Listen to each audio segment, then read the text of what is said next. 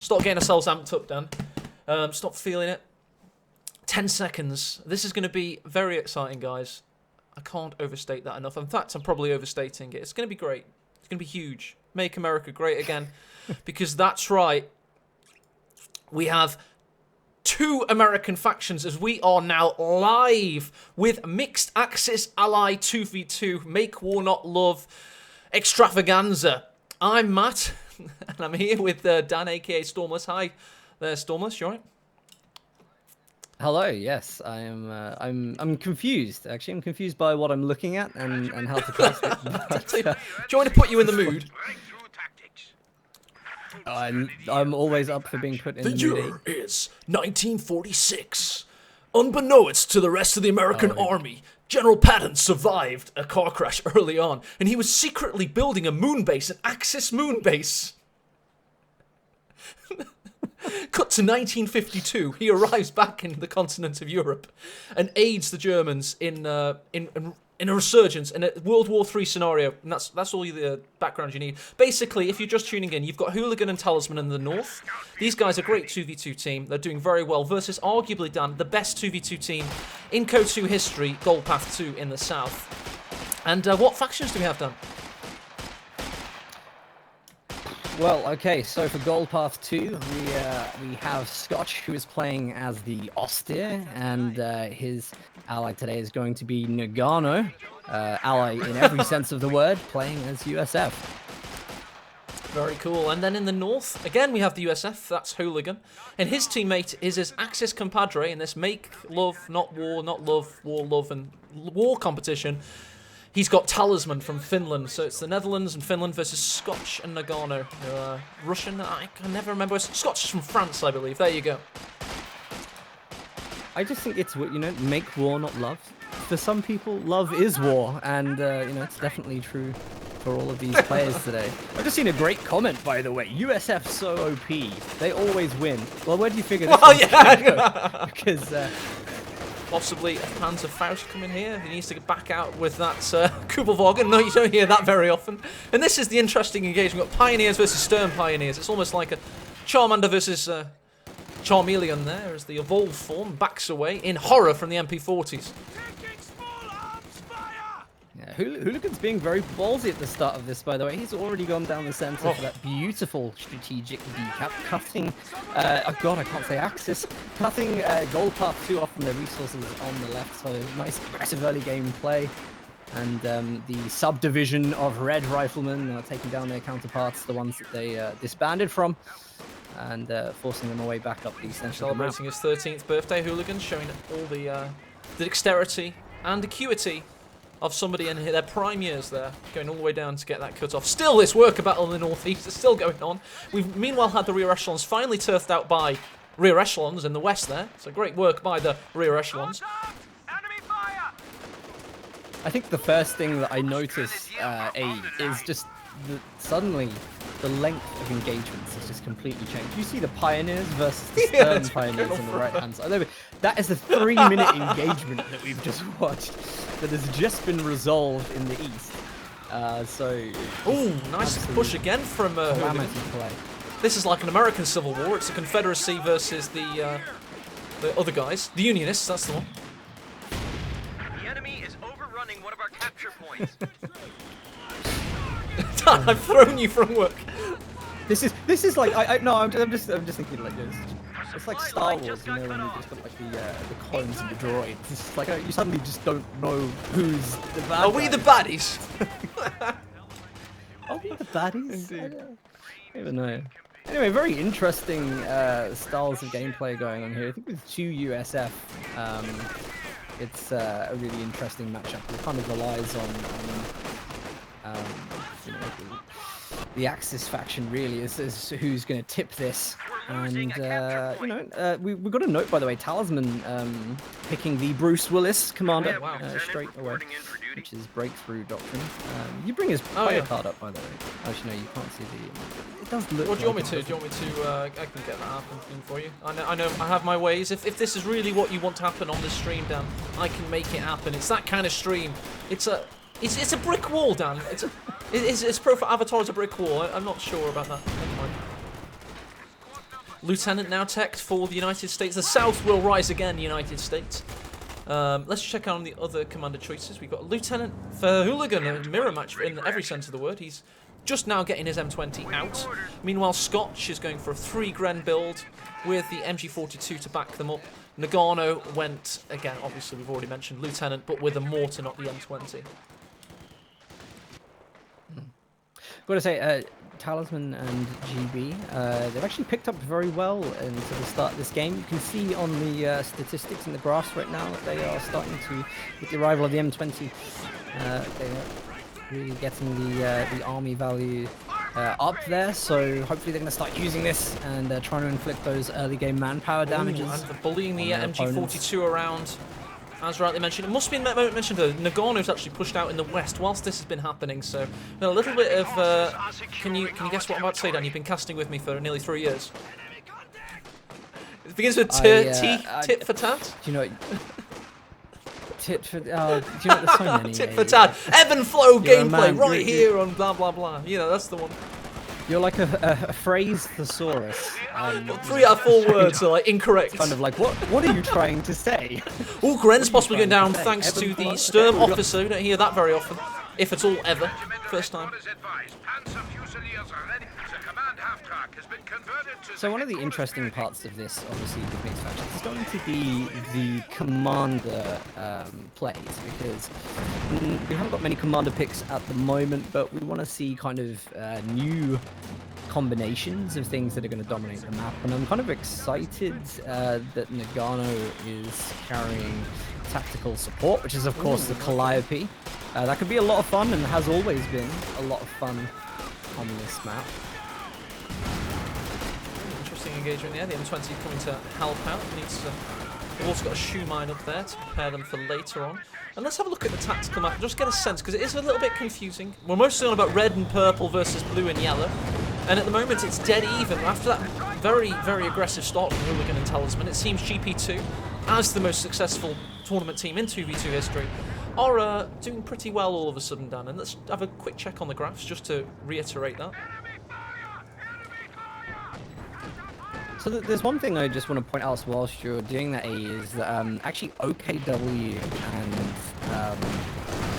OKW and USF is very, very powerful as a combination, because Stern Pioneers with the combat support package are going to be repairing those vehicles, whether light, medium, incredibly fast, right? So when we start seeing, maybe if we get like a late game, even Pershing, or we do see like the Shermans, they're going to be so quickly repaired that that kind of allied push, constantly hitting the front lines can just steamroll, and it's going to be harder for Scotch and Nagano to do that. We've got 800 viewers now, and it's all kicking off with the host, so thanks to Sega and Relic for obviously organising this event and stream, etc. Coming Heroes 2 is one of the best competitive games. That is a sleeper game. It could be one of the biggest games in the world. If you give it a chance, it'll absolutely grab you. This community is one of the fiercest, most competitive communities ever, and that's why we're celebrating today by going batshit insane and doing a mirror match of all things. But it's just a bit of fun today. But these are 4 of our best players, and their skills are fierce and very impressive to those that know what they're looking for. Hey, tell me, how quickly is it possible for Lukes to take down an Austin scout car? Because I think we may see that engagement happen as Talisman brings one out to contest the AA half-track USF and Austin scout car. That's about to happen in the center. Riflemen have just been pushed off, so Lukes does have the opportunity to speed through the center, which I think we're seeing it do.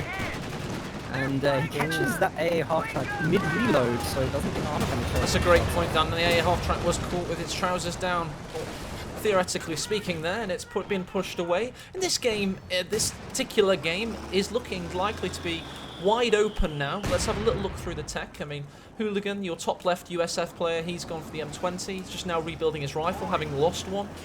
Talisman's, as we've already mentioned, has the Panzer II. What are we seeing from Scotch and Nagano there, Dan? Well, we did see Scotch. He's gone for a heavy tier 1. So he's got the mortar, the MG, lots of Grens, and then he's just gone for a relaxed kind of good timing tier 2. You've got scout car, so you can get that vision going, so you can keep harassing the infantry. And AT gun on the field, I assume, for the Lukes. As for Nagano, as we saw, he's favoured infantry upgrades early on, so a lot of bars being equipped right now, and of course the 8 half-track for suppression defense used very well on the left-hand side, as you can see right now. It's one of those games where we're literally just seeing the best mechanical team will win, because strategies are absolutely thrown out there at the moment that we can't really talk about build orders as much as we would usually, because the players, quite frankly, had the rug pulled out from underneath them. They thought they were going to they knew there was a twist. I told them there'd be a twist. They didn't know what the twist would be though. So they're having to make it up as they go along, and it's a frenetic wasteland out there, and we don't know what happened just as much as they don't, and that makes it kind of exciting. It does. The dynamics of everything changes, because where you could say reliably dive, knowing you might not get snared, well now you've got units on both sides that can maybe snare right from the start of the game.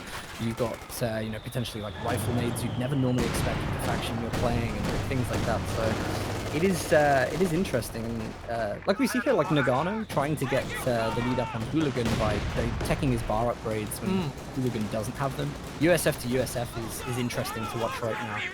Had a squad die in the east there, as this game is beginning to heat up a little bit. And obviously Hooligan's not spent his fuel on bars, Dan. Do you reckon we'll be seeing something shortly out of him? He's got 115 fuel, maybe a quick Sherman, or what do you expect to see? I personally would like to see the Sherman. As I mentioned before, you know, with the Stern Pioneers, if they get the combat support package which they have got, they're going to be able to repair these so quickly. So, you know, medium armor for USF from Hooligan is going to be very, very efficient in this game. The only thing is that he isn't really getting much fuel, because Nagano and Scotch have been so hot on the fuel resource, both east and west. We've got some good veterancy coming in for Nagano as well. He's got veterancy on pretty much every single unit, bar the ambulance and the mortar. And Commander choice-wise, though, we've only had Talisman, Lock-in, Breakthrough Doctrine.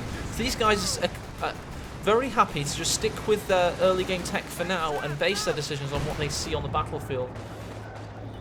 I think strategically, Dan, we are seeing a little bit more dominance from Gold Path 2 now, as the map is becoming a little bit red. Yeah, it's one of the. I mean, right now we cannot say, well, this is because USF has its, you know, nice little window, 10 to 12 minutes. We can't say that right now. A half-track about to go down. The Lux comes in for the kill and gets it. There you go. That was a huge moment. First major loss for any of the armies.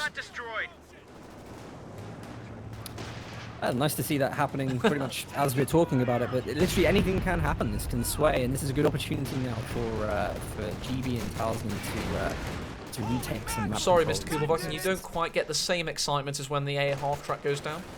Unless we're being ironic, of course, but there you go, it's now dead. Ooh, big push from Scotch down coming in. Taking the initiative there, and the cut-off. So for those that don't know, Company Heroes is a fantastic battlefield map. It's made of a patchwork of resource points that are capturable via an FPS-style you know, domination or style ring, where you have to stay within it to get it. It's very, very cool RTS that is very much based on an FPS engine in the right way, not like Halo Wars or something like that. This one did it first back in 2006. Yeah, I think Company of Heroes, throughout both games in the series, have great resource mechanics. They've got like really nice, you know, additions to the RTS genre, where territory is really important. You know, holding parts of the map is a big thing. And population cap is I love it in this game, to be honest. So there's a lot going on underneath the surface. Oh, it's huge, absolutely huge. Originally based on an Unreal engine, now called the Essence engine. If anybody that's new to here, we've got 900 odd viewers tuning in. If you've got any questions for the Company Heroes community, there's a lot of stalwart guys that have been around for probably decades. Feel free to ask questions. They're mostly a friendly bunch, and you will probably get the answers you're looking for. I have to say, actually, from kind of converting a couple of StarCraft players into this game, one of the most interesting things that people point out is how important directional cover is. And it just kind of bewilders some people from the RTS genre that actually standing behind something, you know, logically taking cover rather than just benefiting from being near cover, it just blows some people's minds. So that is incredibly. I thought well you were going going to say a game with and makes all the real world difference. tactics is actually fun to play rather than an efficiency engine game where it's about doing things as quickly as you can with obviously great build orders. But StarCraft is so taxing to play, and you can actually relax and play Come Here. You can play team games, you can chill out. But there is that competitive edge to it as well. It's got a lot of depth in that sense. I like it for that reason. It's a very different series.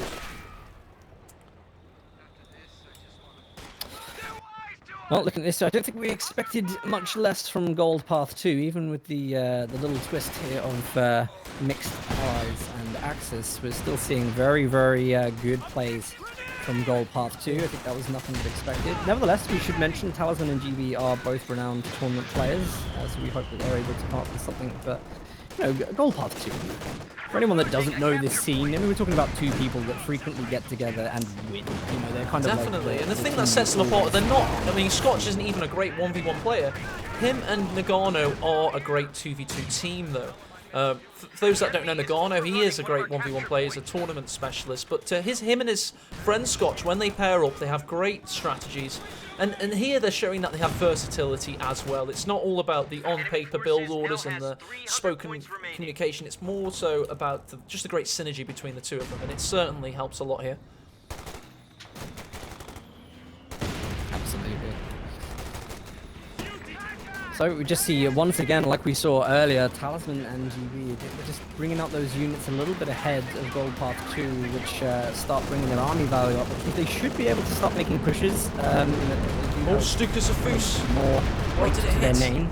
Didn't seem to have gotten that much actually there. Only got him 2 kills.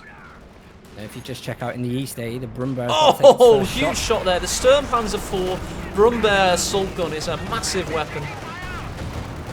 It has huge squad wipe potential. It's one of those few units that can deal a full killer blow, but it does have its vulnerabilities. You have to be accurate with it, and you don't want to go up against an AT gun, because this game is a game of counters that work, and it all meshes in with one another. Very exciting. Another thing I like about this is everything has more than one name. Like the Sturmpanzer 4 sounds great, but Brumbear sounds better. And, it's all got that kind of cool historical appeal. You know what I mean? I agree with you actually, because we kind of just switch it up casting to whatever the situation. My favourite one's the the Dane cannon. Sometimes you call it the Stug, but when it kind of comes on the field, you really need to Sturmgeschütz. It's you're right. Oh yes. World War II. It's just long ago now historically, where you can just really nerd out on all the tech. It's not like this big political thing that affected your dad or whatever. It's now just a thing that happened like 70, 80 years ago with really cool tanks like this. Guys with bazookas, and it's all traditional warfare. It's kind of gritty and just awesome, basically. All right, interesting. Nagano's going to bring out a Sherman, and GB is coming up on the resources for a Sherman as well. We'll see if he picks that, actually. I'm a bit interested. Look what he's just done with his M20 down. He's just laid a mine there. We can't overstate just the importance of these things in this game. I think it's been seen, though, to be honest. And yeah, it's been ground attacked by the bazookas there. He got caught there being cheeky. Oh, nice big Stukas of Foos barrage, rocket artillery at its very finest, hitting the infantry in a huge way. That was a massacre. Oh, wow. And this river is now running red with the blood of the American allied pig dogs as the Stukas of Foos rains fire from above. I just want to point out, even for a standard game, which is you don't normally see Stukas hitting shots like that, especially when units are moving up the map. So that was really impressive. It was aimed as well. The good thing about the Stuka, it's one of those abilities. It doesn't have a significant amount of luck at times, but you still have to be tactical with it in order to get it to be at its potential. Sherman. Under a bit of duress here. Meanwhile, the Brumbear Dam's going deep into enemy territory. Talisman a little bit careless with that Panzer Fusilier squad. And I've noticed some careless losses actually in this game. Overextensions. Players seem to be focusing more on their vehicles. And speaking of that, it is going to be the Jackson. Which one of the Jackson 5 shall we name this one today? Who are you going to go for? I haven't got them up. I'm usually the co-caster with the internet up, you know. Janet! Okay, Janet. Jackson is going to be on the field. This is an American tank destroyer. The tank destroyer meant a few things in the war, which sometimes meant rigid axis designs, but the Americans had a doctrine of mobile tank destroyers with very interesting effects.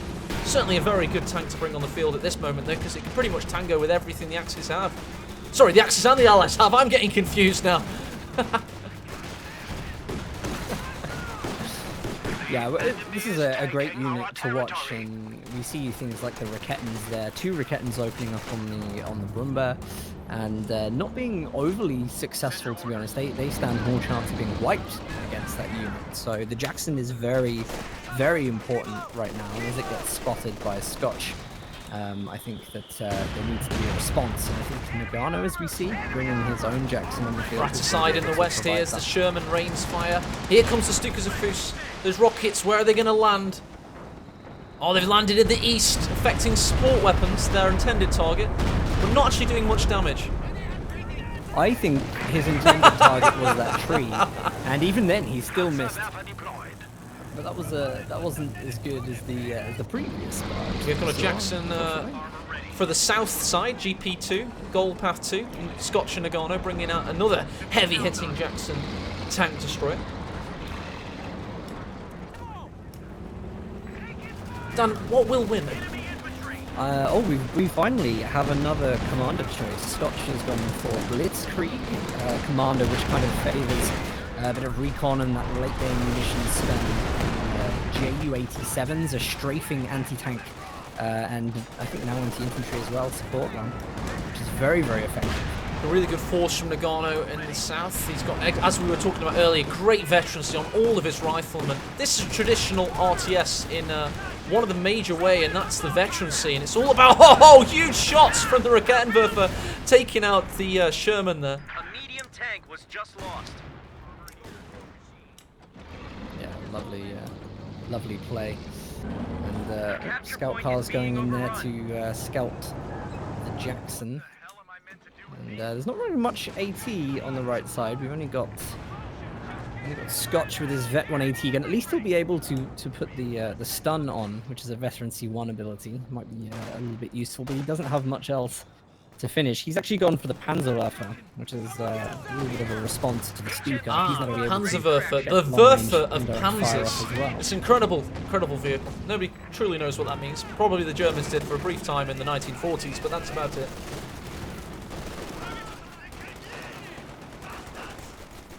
I'm impressed, I mean, look, we're 22 minutes into the game. Still, the VPs are not ridiculously far off, and seems to be claiming the left side back. So, do we see a little bit of a resurgence for these two players trying to take down this fearsome 2v2 professional team? That's it. Hooligan and Talisman are deceptively good. I mean, Hooligan is more known as a tournament organizer, but he's actually a damn good player himself, and Talisman's been on fire recently. Talisman is an Overwatch professional player. He comes from Finland, so he has all the PC gaming credentials to make himself a tournament winner.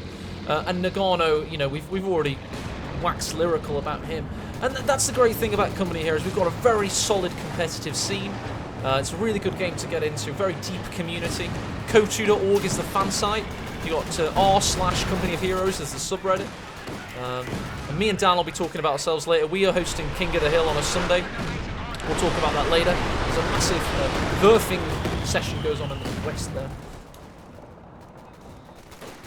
Yeah, he's trying to catch units on the retreat. They've actually retreated the retreat path that kind of goes on the right-hand side of the house rather than taking the slightly longer one. And it's an interesting, again, this mechanic of retreating. It will kind of take the path of least resistance from where you're standing. So this game, you can have some really kind of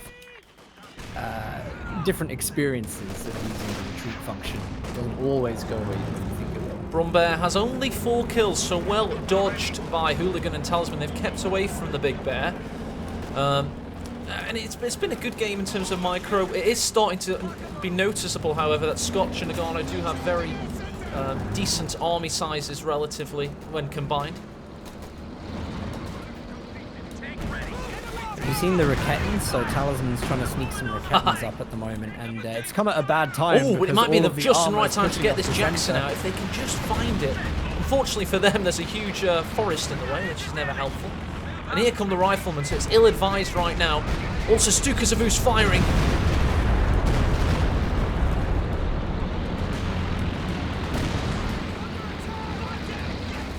That's nice. We were talking about that one before. So the Ju-87s, you know, really nice there. He's used them to try and help the fight taking down Jackson. Very fortunately, GB was able to withdraw it outside of the range and get out of that to repair it. And we're seeing, by the way, what I talked about earlier, the very, very quick repair time now with the Stern Pioneers helping USF. That's crazy. That thing is actually ready to fight again already because of that. So Huge point of interest right now. The Stern Panzer's immobilized on the central bridge, having gone over an M20 mine, and it's a sitting duck for the M36 Jackson tank destroyer as the M20 dances past and laughs at the big beast as it's taken down and slain. The enemy is overrunning one of our capture Yeah, points. we keep seeing these nice little pickups from GB and Talisman. They're kind of getting the units down, but they're not taking the map control, they're not taking the VPs, and more importantly, they're not taking the resources. So regardless of how well they get the occasional pickup, they're not going to favour well. Almost hearing you as you say that, they're just now prioritising victory points. Hooligans had to somehow break out of the Kessel or boiling pocket. What have you seen there, Dan? Oh! Just got a report of an Oh, infantry Panzer Oh, Waffe in nice. the base, squad wipe for Talisman, just at the top of the headquarters. So this is the danger when you let Let's your check out opponent, Talisman's graph there get and see indirect just how fire. much happened. He seems to have lost a few of his infantry there.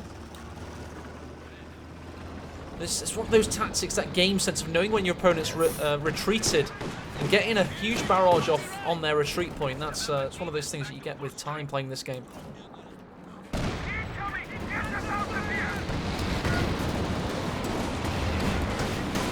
Oh, huge shot there from the Jackson. Wow. Taking out the Panzer II that had acquired a lot of veterancy, so huge loss for the OKW from the north side. Talisman there.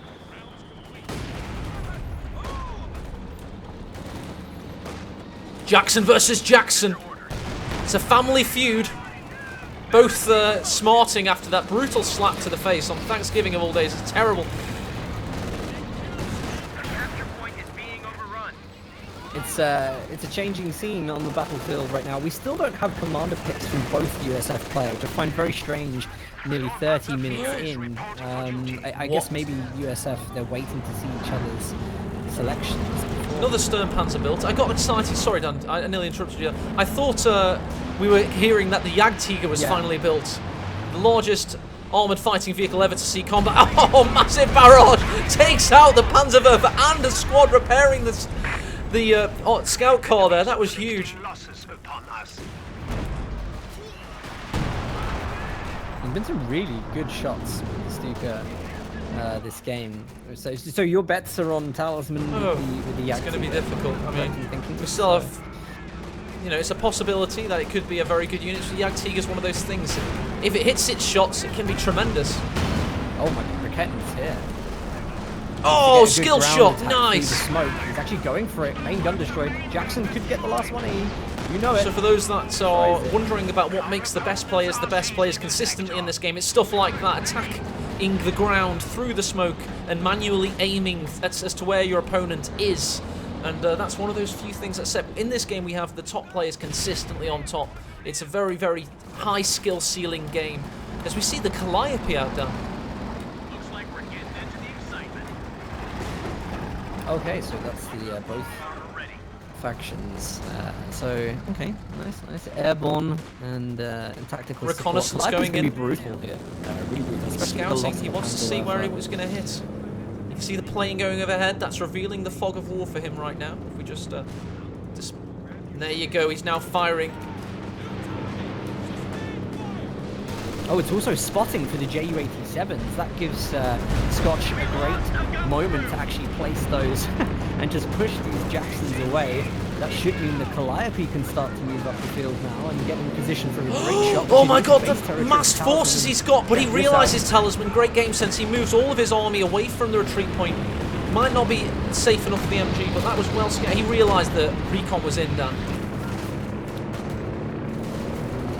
Yeah, it's kind of the warning sign. Kind of think, something's happening. I think they covered for it well by using the J. Oh, talking to Jackson's, look at this, he's trying to get a final shot in. The Stukas help out. It's a wombo combo, 2 tanks down. As Nagano goes ham and straight in for the base. Taking out the ambulance for insult to injury. Yeah, it's an important one to kill as well. No healing now, and I think the ambulance was healing both OKW and USF, so that's a real boost for infantry engagements right now. Big trade in there, but I think he's trading up in a huge way. The art of the deal displayed by Nagano there. P-47 spun up and ready for reconnaissance flight. That was a very decisive push.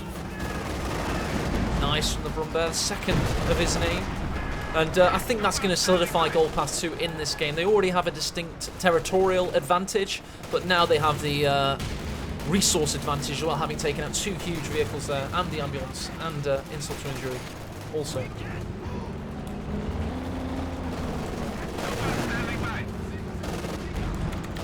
they're getting aggressive now, Dan. They're getting cocky, they're getting arrogant. The feathers are up. It's a really difficult position to play from. Yaktiga, by the way, has just made it. And here we go. This could be the saving grace. This could be the saving grace. Without vision. It is the largest armoured fighting vehicle ever to see operational combat. It's Hitler's wet dream. It's the Yaktiga. And let's see how well it does.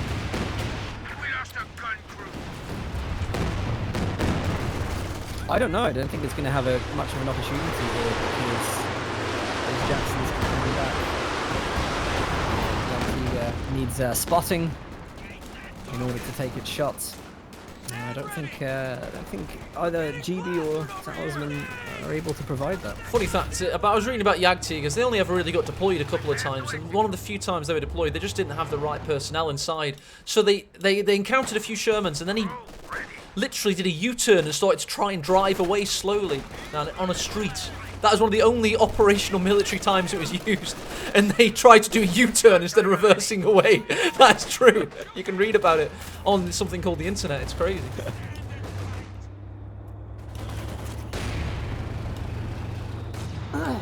If you were going to build something like that, they had nobody left. They had like, someone competent. Eva Brown's cats and local, kind of choir minister or something like that.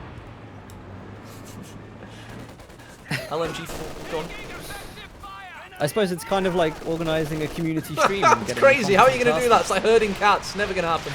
Oh, big Stukas of Foos barrage. Wailing around in the air and coming down. Much like we're doing right now. As this game looks pretty much destitute. One last hurrah for Hooligan, throwing his forces on the line, into the line of fire. And just going to have to go for it right now. I'm not going to count them out. I'm actually not going to count them out at this point because the Jagdtiger's presence will kind of lock down the centre. GB's got 2 machine guns, so he can kind of start to lock down the infantry. This is one of those maps, where this can work. The only problem is VPs. We're down to just 100 left for them now. Holy crap, big Calliope barrage. He's not moved this time, and this could be slaughter. As one squad down, the second one is now pinned. And that could have been a little bit worse, but it was still bad enough as it was. And they've had to throw in the towel. Was it nearly possibly rocket was artillery to use genocide? God, no, I can't you use to that one come again. out. Only once. It's a moment captured in time now. This is me. I'm AE. This is my co-caster and friend Dan. Here we go. Stormless, as you'll say in the top right of your screen. And I was going to say ignore the something like hesitation Cap of Pride, before but I friends, I refrained from it. I have my limits. Anyway, if you see below, over there kind of thing, I'm trying to get the angle right there, it's a large advertisement, not for the bottom bar, which is, of course, the cracking Make War Not Love event, which you can find on makewarnotlove.com. If you're a Coming Heroes member, please do your bit for the Coming Heroes community. Ensure we win. We pretty much probably win every year, but we just need to